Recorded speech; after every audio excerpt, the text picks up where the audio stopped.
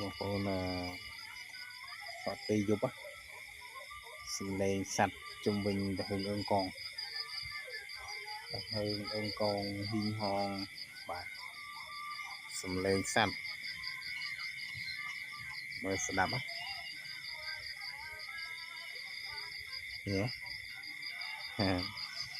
សំឡេងសត្វ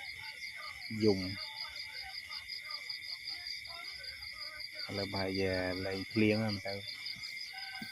តែថ្ងៃនេះដូចអត់មានផ្កាយសមអីមាន